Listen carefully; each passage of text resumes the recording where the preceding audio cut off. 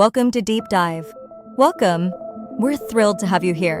Let's dive in and grow together. Deep dive में आपका स्वागत है। हम डॉक्टर B.R. अम्बेडकर की पुस्तक पाकिस्तान या भारत का विभाजन में गहराई से जा रहे हैं। आप उन्हें भारत के पहले कानून मंत्री के रूप में जानते होंगे और आप सोच रहे होंगे कि विभाजन प्राचीन इतिहास की तरह है, लेकिन मेरी इस पुस्तक पर विश्वास करें, यह एक टाइम मशीन की तरह है। यह हमें ऐसी अंतर्दृष्टि प्रदान करती है जो आज भी अविश्वसनीय रूप से प्रासंगिक है। हम पहचान, राष्ट्रवाद और एक स्थिर और एकीकृत देश के निर्माण के साथ आने वाली सभी चुनौतियों के बारे में बात कर रहे हैं और गहराई में जाकर वह हिंदुओं और मुसलमानों के बीच खड़ी सामाजिक और सांस्कृतिक बाधाओं की जांच करते हैं। उनका तर्क है कि स्थायी शांति प्राप्त करने के लिए सिर्फ राजनीतिक समझौतों से ज्यादा की जरूरत है, इसके लिए सामाजिक एकता की आवश्यकता है और वह इसके बारे में बिल्कुल आशावादी नहीं है, खासकर उन गहरी धार्मिक और सांस्कृतिक मतभेदों के साथ। मोहम्मद अली जिन्ना जैसे मुस्लिम नेताओं ने भारत में मुसलमानों को एक बिल्कुल अलग राष्ट्र के रूप में देखा। अम्बेडकर इसकी तुलना प्रसिद्ध प्रादेशिक राष्ट्रीयता की अवधारणा से करते हैं। यह विचार है कि सिर्फ कुछ सीमाओं के भीतर रहना ही आपको उस राष्ट्र का हिस्सा बनाता है, जो उस समय एक लोकप्रिय विचार था, लेकिन अम्बेडकर का तर्क है कि यह विशेष रूप से भारत जैसे विविधतापूर्ण और जटिल स्थान पर त्रुटिपूर्ण है। इस बारे में सोचें कि यदि केवल भूगोल ही एक राष्ट्र बनाता है, तो उस क्षेत्र के भीतर सभी विशिष्ट संस्कृतियों, भाषाओं और धर्मों का क्या होगा। वे यूरोप के देशों के उदाहरणों की ओर इशारा करते हैं जो उस प्रादेशिक राष्ट्रीयता के विचार के आधार पर बने थे, लेकिन वे अलग हो गए। उनके पास साझा पहचान की वह गहरी भावना नहीं थी जिसे आप नक्शे पर रेखाएं खींच सकते हैं, लेकिन उससे जादुई रूप से एक राष्ट्र नहीं बन जाता, लोगों के दिलों और दिमागों में नहीं। यहाँ यह वास्तव में दिलचस्प हो जाता है कि अम्बेडकर विभाजन के संभावित परिणामों से नहीं कतराते हैं। यह मानवीय लागत की एक कठोर याद दिलाता है। इन विशाल स्मारकीय निर्णयों की लागत एक ऐसी लागत जो अक्सर राष्ट्र निर्माण की सभी बातों में खो जाती है। फिर अम्बेडकर उन विभिन्न प्रस्तावों से निपटते हैं जो पूरे सांप्रदायिक समस्या का समाधान खोजने की कोशिश कर रहे थे। वह कैबिनेट मिशन योजना जैसी योजनाओं से गुजरता है, जिसका उद्देश्य कमजोर केंद्रीय सरकार के साथ प्रांतों का ढीला संघ बनाना था। वह एक सर्जन की तरह है जो सावधानी पूर्वक प्रत्येक योजना का अध्ययन करता है, ताकत और कमजोरियों का विश्लेषण करता है, लेकिन वह एक व्यावहारिक व्यक्ति भी है। आप जानते हैं कि वह इन योजनाओं की आलोचना करते हुए कहते हैं कि वे वास्तव में हिंदुओं और मुसलमानों के बीच बुनियादी मतभेदों को संबोधित नहीं करते हैं। उन्होंने सोचा कि वे शुरू से ही बर्बाद हो गए थे। वह खामियों को इंगित करने से डरते नहीं थे जब वह समाधान खोज रहे थे, कुछ ऐसा जो स्थिति की वास्तविकता को स्वीकार करता हो, एक घटना।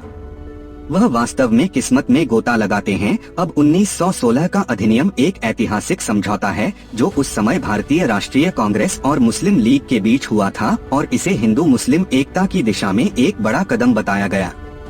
लेकिन अम्बेडकर इसे अलग तरह से देखते हैं। उनका तर्क है कि जबकि यह समझौता मुसलमानों को अधिक राजनीतिक प्रतिनिधित्व देने वाला था, इसने वास्तव में अलग निर्वाचिका क्षेत्रों का मार्ग प्रशस्त किया, जहां मुसलमान केवल मुस्लिम उम्मीदवारों के लिए और हिंदू हिंदुओं के लिए वोट करेंगे। इसने उन्हें एक साथ लाने के बजाय राजनीतिक व्यवस्था में उनके अलगाव को औपचारिक रूप दिया। वह इसके साथ जाने के लिए कांग्रेस की आलोचना करते हुए कहते हैं कि उन्होंने मूल रूप से मुसलमानों के लिए अलग राष्ट्रवाद के विचार को स्वीकार कर लिया। यह एक दिलचस्प नजर है कि कैसे सबसे अच्छे इरादों आप सोच सकते हैं कि पाकिस्तान की मांग मुसलमानों में एकमत थी, लेकिन अम्बेडकर इसे चुनौती देते हैं। उन्होंने बताया कि ऐसे राष्ट्रवादी मुसलमान थे जो एकीकृत भारत का समर्थन करते थे। उनका तर्क है कि कई मुसलमान एक अलग मुस्लिम राज्य में रहने को लेकर चिंतित थे। वे एक बड़े संयुक्त मुस्लिम समुदाय के उस सरल आख्यान को नहीं खरीद रहे हैं। वे उस आबादी के भीतर सभी अलग अलग विचारों और सभी चिंताओं को स्वीकार करते हैं, यहाँ तक कि कुछ नेताओं की यह कहकर आलोचना भी करते हैं कि वे अपने स्वयं के राजनीतिक एजेंडे को आगे बढ़ाने के लिए लोगों को हेरफेर करने के लिए धर्म का उपयोग कर रहे हैं। वे पीछे नहीं हटते। वे जहाँ कहीं भी पाखंड और दोहरे मापदंड देखते हैं, उनकी निंदा करते हैं। वे हमें आकर्षक शब्दों से परे देखने और वास्तव में सभी राजनीतिक पैंतरेबाजी के पीछे की मंशा की जांच करने के लिए कह रहे हैं। वे उन सभी ऐतिहासिक, सामाजिक और धार्मिक कारकों का विश्लेषण करते हैं जिनके कारण पाकिस्तान बना। यह व्यापक और सूक्ष्म है। वे आसान उत्तर नहीं देते हैं। वे जटिलताओं के बारे में ईमानदार हैं। लेकिन उनका मुख्य तर्क यह स्पष्ट है कि हिंदुओं और मुसलमानों के बीच मतभेद बहुत गहरे थे। उनका मानना था कि विभाजन जितना दर्दनाक होगा, एक लंबे और खूनी संघर्ष से बचने का एकमात्र तरीका और आवश्यक है। लेकिन उनका मुख्य तर्क यह 1940 के स्वतंत्रता पूर्व भारत में हालात बहुत गर्म थे और मुस्लिम लीग ने अभी अभी यह बम गिराया है। यह लाहौर प्रस्ताव है। वे मांग कर रहे हैं कि किसी भी क्षेत्र में स्वतंत्र राज्य हो जहां मुस्लिम बहुसंख्यक हैं। और मेरे दोस्तों, यह मूल रूप से पाकिस्तान के जन्म की घोषणा थी और जैसा कि आप कल्पना कर सकते हैं, इसने सभी प्रकार की प्रतिक्रियाओं को जन्म दिया। अंबेडकर ने इस प्रस्ताव को केवल सतही तौर पर नहीं लिया। उन्होंने कहा कि एक सेकंड रुकें, वे इसे अलग अलग हिस्सों में बांटते हैं और यहीं से यह वास्तव में दिलचस्प हो जाता है। यह स्पष्ट है कि इन स्वतंत्र राज्यों के बीच किस तरह का रिश्ता होना चाहिए। यह प्रस्ताव इन सभी पर चुप है। ऐसा लगता है जैसे अंबेडकर को लग रहा था कि कुछ गड़बड़ है, लगभग ऐसा जैसे लीग जानबूझकर चीजों को धुंधला छोड़ रही है, जो कि अच्छी बात हो सकती है। चलिए बस इतना कहें कि ऐसी तनावपूर्ण स्थिति में यह अच्छा नहीं है, तो यह समझने के लिए कि मुस्लिम लीग पाकिस्तान के लिए इतना जोर क्यों दे रही थी, हमें उनकी सोच को समझना होगा। उनके पास 3 मुख्य तर्क थे। एक, वे वास्तव में वही चाहते थे जिसे वे जातीय रूप से समरूप क्षेत्र कहते थे। मूल रूप से उन्हें लगा कि मुसलमान और हिंदू बहुत अलग हैं। वे वास्तव में एक साथ नहीं पनप सकते। यह ऐसा है जैसे आप जानते हैं कि तेल और पानी। 2, उन्हें लगा कि मुसलमान सिर्फ एक समुदाय नहीं थे, वे एक राष्ट्र थे और राष्ट्रों को अपनी मातृभूमि का हक है। ठीक है, उन्होंने सबूत के तौर पर अपनी संस्कृति, अपने इतिहास, जाहिर तौर पर अपने विश्वास की ओर इशारा किया। और 3, और यह एक बहुत जोरदार प्रहार करता है, उन्होंने कहा कि देखो, हम हिंदू बहुसंख्यक शासन के तहत रह रहे हैं और यह अच्छा नहीं रहा है। हमारे साथ दूसरे दर्जे के नागरिकों जैसा व्यवहार किया गया है। उन्होंने कहा कि हाँ, भारत विविधतापूर्ण है, लेकिन क्या यह वास्तव में विभाजित है? क्या ऐसा कुछ नहीं है जो हमें अलग करने के बजाय एक साथ लाता है? वह हमें याद दिलाते हैं कि भारतीय समाज एक अद्भुत चित्रपट है जिसे इतने सारे धागों से बुना गया है कि यह केवल हिंदू बनाम मुस्लिम तक सीमित हो जाता है। उन्होंने कहा कि यह बहुत ही सरलीकृत है। ठीक है, हमने मुस्लिम पक्ष को सुन लिया है। अब आइए रिकॉर्ड पलटें। यहाँ हिंदू क्या कह रहे थे? वे पूरी तरह से विभाजन के खिलाफ थे। उनका बड़ा तर्क यह था कि यह साझा विरासत थी। उन्होंने पूरे देश में जाति, धर्म, भाषा की एकता के बारे में बात की। उनका मानना था कि यह साझा इतिहास वह गोंद था जिसने भारत को एक साथ रखा और इसे विभाजित करना, उन्होंने सोचा कि यह एक आपदा की तरह होगा। लेकिन वे अंबेडकर को संदेह में रखते हैं। वे कहते हैं कि सिर्फ इसलिए कि लोग कुछ चीजें साझा करते हैं, यह स्वचालित रूप से उन्हें एक राष्ट्र नहीं बनाता है। यह सूची में बक्से की जांच करने जैसा नहीं है। ठीक है, वह गहराई में जाता है। वह कहता है कि वास्तविक कुंजी राष्ट्रीय भावना है। वह भारत में मुसलमानों का एक आदर्श उदाहरण देते हैं। वह कहते हैं कि देखिए, उन्होंने भारत में एक समुदाय के रूप में शुरुआत की, लेकिन समय के साथ उनमें एक अलग राष्ट्रीय चेतना विकसित हो गई और यहीं पर वह एक महत्वपूर्ण बिंदु छोड़ते हैं। वह कहते हैं कि हमें सावधान रहना होगा कि हम राष्ट्रीय घर को राष्ट्रीय राज्य के साथ न मिला दें। घर वह जगह है जहां आप रहते हैं, राज्य वह जगह है जहां आप अपनी इच्छा दूसरों पर थोप सकते हैं। इसलिए यदि पाकिस्तान बनाया जाता है तो क्या यह मुसलमानों के लिए एक सच्चा घर होगा या सिर्फ एक और राज्य होगा जो संभावित रूप से अन्य समूहों को हाशिए पर डाल सकता है? अंबेडकर हमें कुछ कठोर सत्यों का सामना करवा रहे हैं। वह हमें शक्ति की गतिशीलता और राष्ट्र निर्माण में संभावित समस्याओं के बारे में सोचने के लिए मजबूर कर रहे हैं। यह बहुत पुरानी बात है। वह इस विचार से शुरू करते हैं जो बार बार सामने आता रहता है कि भारत के अंदर मुसलमान एक अलग राष्ट्र हैं। और वह कहते हैं कि ठीक है, आइए राष्ट्र को परिभाषित करें। फिर हिंदुओं के बारे में उन्हें इतना यकीन था कि हिंदू और मुसलमान मूल रूप से एक ही हैं, एक ही भाषा, एक ही संस्कृति, यहाँ तक कि एक ही जाति है। उन्होंने कहा कि अंबेडकर आश्वस्त नहीं थे, इसलिए उन्होंने अर्नेस्ट रेनन नाम के व्यक्ति को बाहर निकाला। वह एक फ्रांसीसी इतिहासकार थे जो राष्ट्रवाद के विशेषज्ञ थे। अंबेडकर ने हिंदू तर्क को थोड़ा थोड़ा करके अलग करने के लिए रेनन का उपयोग किया। उन्होंने कहा कि जाति कृपया मनुष्य हमेशा से मिश्रित होते रहे हैं। भाषा अमेरिकी और ब्रिटिश दोनों अंग्रेजी बोलते हैं, अलग अलग राष्ट्र हैं, ठीक है, लेकिन कृपया मनुष्य सदैव से भाषाओं को मिलाते आ रहे हैं। अमेरिकी और ब्रिटिश दोनों अंग्रेजी बोलते हैं, अलग अलग राष्ट्र हैं, है ना? वह स्विट्जरलैंड की 4 आधिकारिक भाषाओं का भी जिक्र करते हैं। वे एकजुट हैं क्योंकि वे एकजुट होना चाहते हैं, इसलिए नहीं कि वे सभी एक जैसे लगते हैं। और जब देश को साझा करने की बात आई तो इसे समझें। उन्होंने कहा कि रेनान को फिर से उद्धृत करते हैं, जिन्होंने कहा कि भूगोल एक राष्ट्र नहीं बनाता है, यह साझा यादें हैं, वे संघर्ष हैं जिनसे वे एक साथ गुजरे हैं, यह एक साथ रहने का चुनाव करना है। उल्लेख फिर अंबेडकर ने सच्चाई का बम गिराया। उन्होंने कहा कि ठीक है, हिंदुओं और मुसलमानों का वास्तव में एक सामान्य अतीत नहीं है, और इसका उत्तर देने के लिए वह हमें 8वीं शताब्दी में वापस ले जाते हैं, जब पहला बड़ा मुस्लिम आक्रमण हुआ था। मोहम्मद बिन कासिम ने सिंध पर विजय प्राप्त की। यह एक दोस्ताना यात्रा नहीं थी, ठीक है, यह युद्ध था, और यह भारत के बड़े हिस्से में मुस्लिम शासन के साथ समाप्त हुआ, और यह तो बस शुरुआत थी। अंबेडकर हमें इन सभी आक्रमणों के माध्यम से ले जाते हैं। 11वीं शताब्दी में मंदिरों को नष्ट करने के लिए कुख्यात गजनी का मोहम्मद, फिर 12वीं में मोहम्मद गोरी जिसने दिल्ली सल्तनत की स्थापना की, और यह 18वीं शताब्दी तक नादिर शाह और अहमद शाह अब्दाली के साथ जारी रहा। वह कई किस्से सुनाते हैं, उनमें से एक की तरह विश्वास में परिवर्तन लाने के लिए इस्तेमाल किए गए चरम उपायों के और भी कई उदाहरण हैं। फिरोज शाह 13वीं सेंचुरी के शासनकाल के दौरान एक दयनीय मामले का उल्लेख किया गया है। दिल्ली के एक बूढ़े ब्राह्मण पर अपने घर में मूर्ति पूजा करने और यहाँ तक कि मुस्लिम महिलाओं को काफिर बनाने का आरोप लगाया गया था। उसे बुलाया गया और उसका मामला न्यायाधीशों, डॉक्टरों, बुजुर्गों और वकीलों के सामने रखा गया।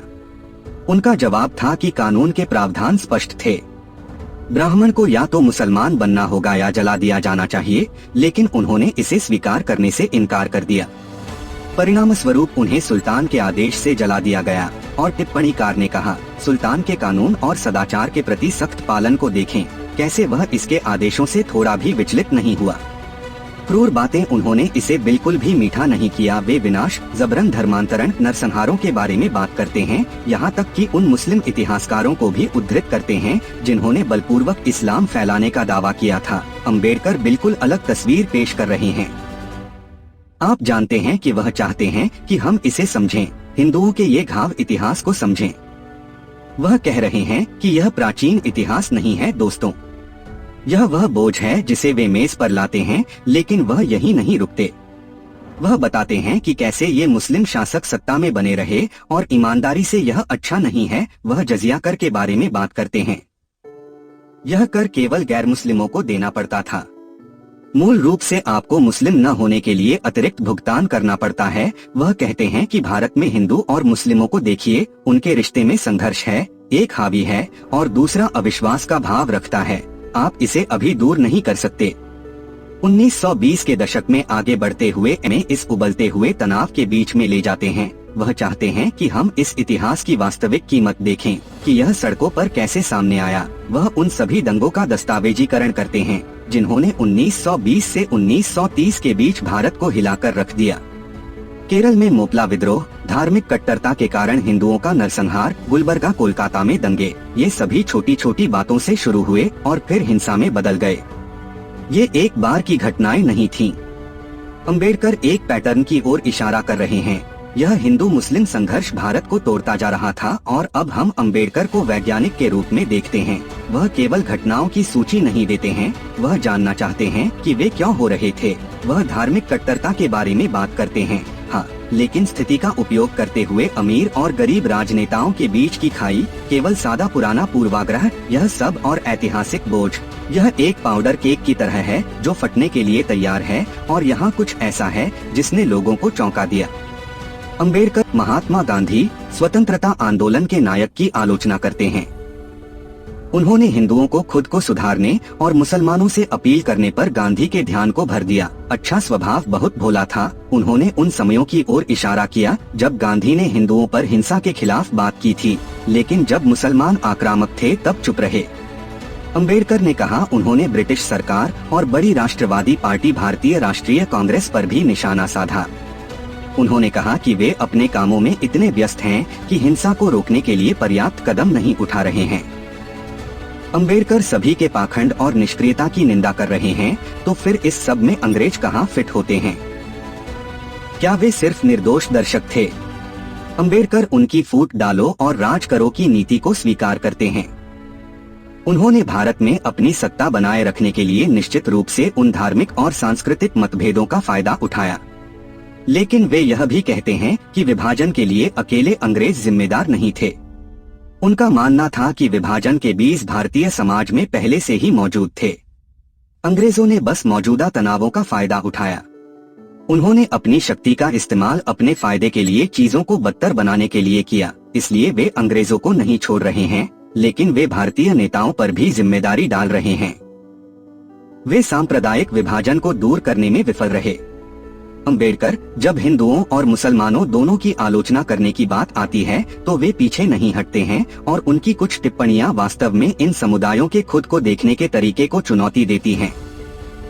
उदाहरण के लिए वह हिंदू धर्म की विशेष रूप से जाति व्यवस्था की आलोचना करते हैं और कहते हैं कि यह स्वाभाविक रूप से अलोकतांत्रिक है और हिंदू समाज के भीतर गहरे विभाजन पैदा करती है। वह विशेष रूप से अछूतों के साथ किए गए व्यवहार की आलोचना करते हैं, जो पूरे पदानुक्रम में सबसे निचले वर्ग के हैं। इस पर विचार करें कि हिंदू नेता ब्रिटिश शासन से आजादी के लिए लड़ रहे थे, लेकिन साथ ही वे अपने समुदाय के भीतर उत्पीड़न की व्यवस्था को जारी रहने दे रहे थे। अंबेडकर वह उन्हें यह कहते हुए बुलाते हैं कि सच्ची आजादी का मतलब असमानता की इन आंतरिक प्रणालियों से छुटकारा पाना है। वह किसी को भी नहीं छोड़ रहे हैं। वह उन सभी विरोधाभासों और अन्यायों पर प्रकाश डाल रहे हैं जो दोनों तरफ मौजूद थे। उनके पास इस्लाम के बारे में भी कहने के लिए बहुत कुछ है। विशेष रूप से यह महिलाओं के साथ कैसा व्यवहार करता है, जैसे बुर्का, पर्दा और बहुविवाह। वह तर्क देते हैं कि वे आक्रामक हैं। वे महिलाओं को उनके मूल अधिकारों से वंचित करते हैं। अंबेडकर ने जो विचार प्रस्तुत किया है वह यह है कि एक मुसलमान के लिए आस्था के प्रति वफादारी उस देश के प्रति वफादारी से बढ़कर हो सकती है जिसमें वह रहता है। वह इस बात को उजागर करने के लिए कुरान का हवाला भी देते हैं कि एक मुसलमान की अंतिम निष्ठा ईश्वर, पैगंबर और मुस्लिम अधिकारियों के प्रति होती है। इसलिए आप जानते हैं कि इससे कुछ बहुत बड़े सवाल उठते हैं कि धार्मिक और राष्ट्रीय पहचान विशेष रूप से भारत जैसे विविधतापूर्ण राष्ट्र में एक साथ कैसे रह सकती हैं। और अंबेडकर वास्तव में तर्क देते हैं कि परस्पर विरोधी वफादारी की यह संभावना भारत के विभाजन के मूल में एक मुख्य मुद्दा था। उन्होंने पाकिस्तान के निर्माण को न केवल एक राजनीतिक घटना के रूप में देखा, बल्कि एक एकीकृत इस्लामिक राज्य की वास्तव में गहरी इच्छा के साकार होने के रूप में देखा, जो राष्ट्रीय सीमाओं से परे था और विभिन्न देशों के मुस्लिम समुदायों को एक साथ लाया। और एक बात जो इतनी दिलचस्प है वह यह है कि अंबेडकर आश्चर्य व्यक्त करते हैं कि एक अलग मुस्लिम राष्ट्र की इस इच्छा को इतने स्पष्ट रूप से उभरने में इतना समय लग गया। उन्होंने यहाँ तक संकेत दिया कि ऐसे साक्ष्य हैं जो दर्शाते हैं कि यह आकांक्षा बहुत पहले से ही भारतीय राजनीति और समाज की सतह के नीचे सुलग रही थी।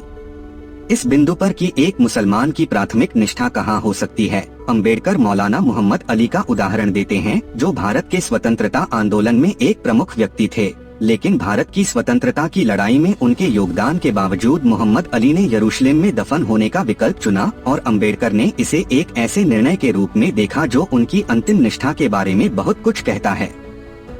इसलिए यह समझने के लिए कि अंबेडकर इस निष्कर्ष पर कैसे पहुँचे, हमें इस्लाम की सामाजिक और सांस्कृतिक गतिशीलता के बारे में उनके कुछ अवलोकनों को समझने की जरूरत है, विशेष रूप से भारत के संदर्भ में, और वे इस्लाम के सामाजिक कोड की जांच से शुरू करते हैं। विशेष रूप से इस्लाम में धर्मांतरण के बिना मुसलमानों और हिंदुओं के बीच अंतरजातीय विवाह पर प्रतिबंध, और अंबेडकर को लगा कि यह प्रतिबंध सामाजिक आत्मसात और वास्तव में एकीकृत राष्ट्रीय पहचान के निर्माण की क्षमता में बाधा डालता है। उनका तर्क है कि अंतरजातीय विवाह करने और धार्मिक रेखाओं के पार इन बंधनों को बनाने के अवसर के बिना समुदायों के बीच उन बाधाओं को तोड़ना, दृष्टिकोण साझा करना और एकता की भावना को बढ़ावा देना बहुत कठिन हो जाता है। अंतरजातीय विवाह एक राष्ट्र के फलने फूलने के लिए बहुत आवश्यक है। हाँ, मुसलमानों और हिंदुओं के बीच जिसने इस तरह का एक अलग अलगाव पैदा किया, आप जानते हैं, और संस्कृतियों को वास्तव में एक साथ मिश्रण करने से रोका, यहाँ तक कि इस वाक्यांश का उपयोग नहीं किया, किनारों की कोई कुंदता नहीं है, जो कि बहुत ही दिलचस्प कल्पना है। यदि सामाजिक एकीकरण है तो विभिन्न समूह वास्तव में एक दूसरे को कैसे समझ सकते हैं, वे कैसे जुड़ सकते हैं, और फिर यह और भी दिलचस्प हो जाता है। आप जानते हैं कि उमर सिर्फ सामाजिक रीति रिवाजों से आगे जाते हैं और इस्लामी भाईचारे के मूल को देखना शुरू करते हैं। वह एक बहुत ही साहसिक बयान देते हैं। उन्होंने इस्लाम को एक करीबी निगम के रूप में वर्णित करने की हद तक जाकर उन लोगों के लिए अवमानना और शत्रुता जैसे शब्दों का इस्तेमाल किया जो इस मुस्लिम भाईचारे का हिस्सा नहीं है, लेकिन यह वास्तव में इस विशिष्टता को रेखांकित करता है कि उन्होंने भाईचारे के इस विचार को एक बहुत ही विशिष्ट धर्म के लोगों तक सीमित माना। राष्ट्रीय एकता के लिए इसका क्या मतलब है, खासकर भारत जैसे विविधतापूर्ण स्थान पर, और यह सीधे पाकिस्तान के बारे में उनके तर्क की ओर ले जाता है। अंबेडकर वास्तव में मानते थे कि राष्ट्रीय पहचान की तरह धार्मिक निष्ठा पर इस्लाम का जोर एकीकृत भारत के लिए एक बड़ी बाधा की तरह था। यह लैटिन वाक्यांश इबी बेने, इबी पैट्रिया को सामने लाता है, जिसका अनिवार्य रूप से अनुवाद है कि यह मेरे देश में कहाँ अच्छा है। इसलिए मूल रूप से अंबेडकर जो देख रहे थे वह यह विचार था कि एक मुसलमान की वफादारी किसी राष्ट्र के साथ नहीं बल्कि इस्लाम के वैश्विक समुदाय के साथ होती है। उन्होंने इस विशिष्ट इस्लामी सिद्धांत को भी उजागर किया जो उन्हें इस विचार के संबंध में विशेष रूप से पसंद आया कि एक ऐसे देश में जहां मुसलमानों का शासन नहीं है, अगर मुस्लिम कानून देश के कानून के विरोध में हैं, तो मुस्लिम कानून को प्राथमिकता दी जानी चाहिए। जैसे कल्पना कीजिए कि एक पल के लिए आबादी का एक महत्वपूर्ण हिस्सा यह मानता है कि उनके धार्मिक कानून पूरे देश के कानूनों से ऊपर हैं। अंबेडकर ने इसे एक एकीकृत धर्मनिरपेक्ष भारत के विचार के लिए एक सीधी चुनौती के रूप में देखा। खैर, अंबेडकर ने विभाजन को होने से बहुत पहले ही देख लिया था और उन्होंने मुस्लिम कैनन कानून से एक विचार का उपयोग किया। तो अंबेडकर इन दो श्रेणियों के बारे में बात करते हैं, ठीक दार अल इस्लाम और दार अल हरब, और वे दो वृत्तों की तरह हैं। आप जानते हैं कि दारुल इस्लाम की तरह यह इनर सर्कल है, यह इस्लाम का निवास स्थान है जहां सब कुछ इस्लामी कानून पर चलता है, और फिर आपके पास आउटर सर्कल दारुल हरब है। इसका शाब्दिक अर्थ है युद्ध का निवास, जो कि काफी तीव्र है। अंबेडकर इसे इस प्रकार परिभाषित करते हैं, मुझे यहाँ सटीक उद्धरण खोजने दें। ठीक है, हाँ, एक ऐसा देश जो मुसलमानों द्वारा शासित नहीं है लेकिन जहाँ मुसलमान रह रहे हैं। इसलिए आप जानते हैं कि सही तौर पर आप सोच सकते हैं कि ठीक है, श्रेणियाँ जो भी हों, लेकिन अंबेडकर यह तर्क दे रहे हैं कि यह केवल शब्दों की बात नहीं है। वह कह रहे हैं कि आउटर सर्कल दारुल हरब को वास्तव में मुसलमानों के लिए एक सच्चे घर के रूप में नहीं देखा जाता है। यह ऐसा है जैसे वे बस वहाँ प्रतीक्षा कर रहे हैं, हाँ, जब तक कि यह इनर सर्कल का हिस्सा नहीं बन जाता। आप जानते हैं, बेटी इस्लाम यहाँ दारुल इस्लाम में वह सब शामिल है जो एक मुसलमान के लिए उसकी मातृभूमि के लिए पूरी दुनिया को इस्लाम में परिवर्तित करना है। यह सिर्फ धूल जमा करने वाली कोई पुरानी अवधारणा नहीं थी।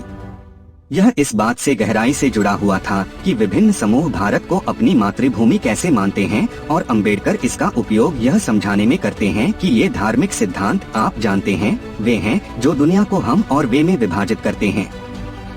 वे वास्तव में एक राष्ट्र को भीतर से खंडित कर सकते हैं।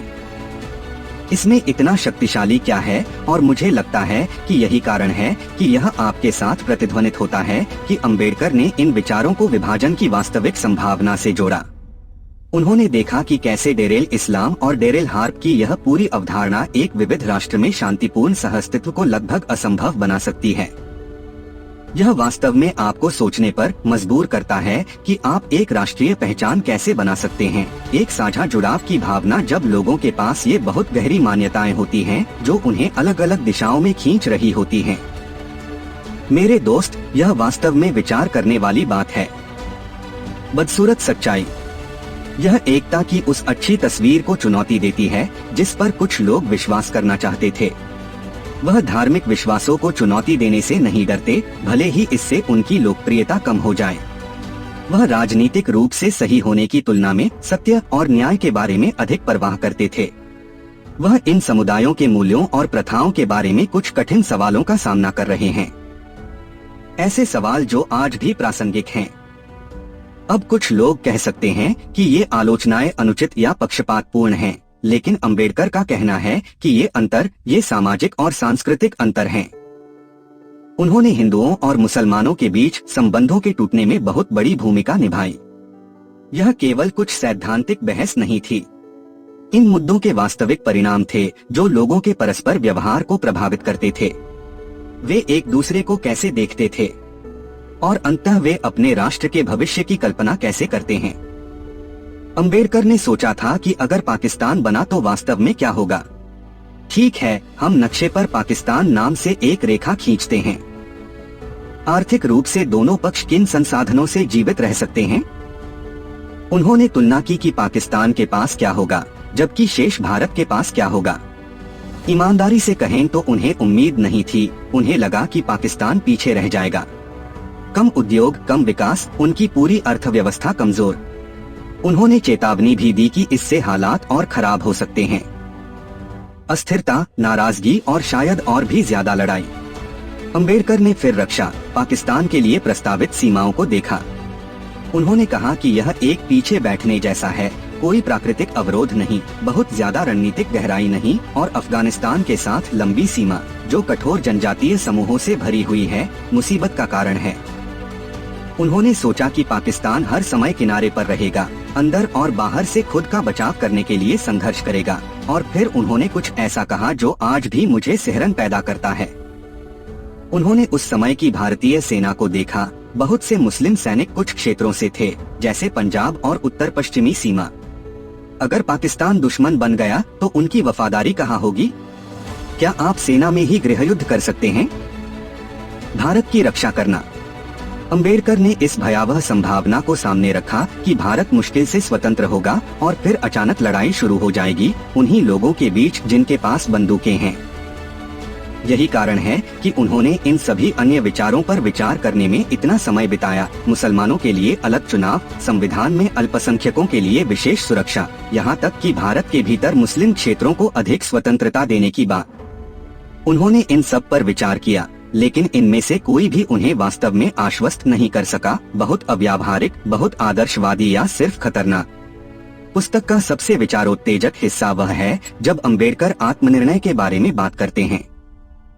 उनका तर्क है कि प्रत्येक राष्ट्र को अपना भाग्य स्वयं तय करने का अधिकार है और इसमें अलग होने का अधिकार भी शामिल है यदि आबादी का एक बड़ा हिस्सा अपना राष्ट्र बनाने के लिए अलग होना चाहता है।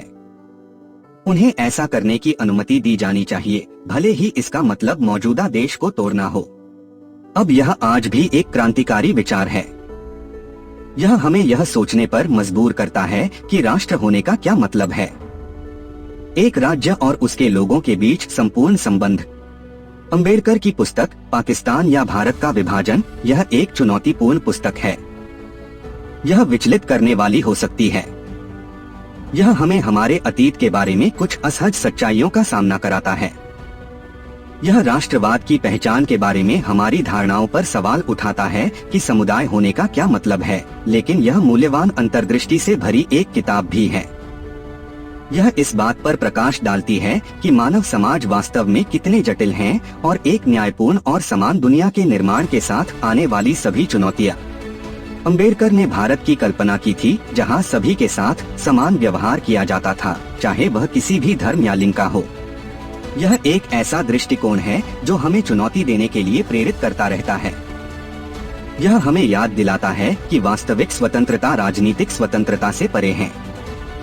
यह सामाजिक न्याय, समानता और एक अधिक परिपूर्ण संघ बनाने के निरंतर प्रयास के बारे में है और यही हमें इस अद्भुत पुस्तक के अंत में लाता है। मैं आशा करता हूँ कि आपको यह ज्ञानवर्धक और विचारोत्तेजक लगी होगी। अगली बार तक खोज करते रहिए, प्रश्न करते रहिए और गहराई में गोता लगाते रहिए। धन्यवाद। हमारा वीडियो देखने के लिए आपका बहुत बहुत धन्यवाद। कृपया लाइक, शेयर और सब्सक्राइब जरूर करें। आपका समर्थन हमारे लिए बहुत मायने रखता है। आपके साथ के लिए धन्यवाद।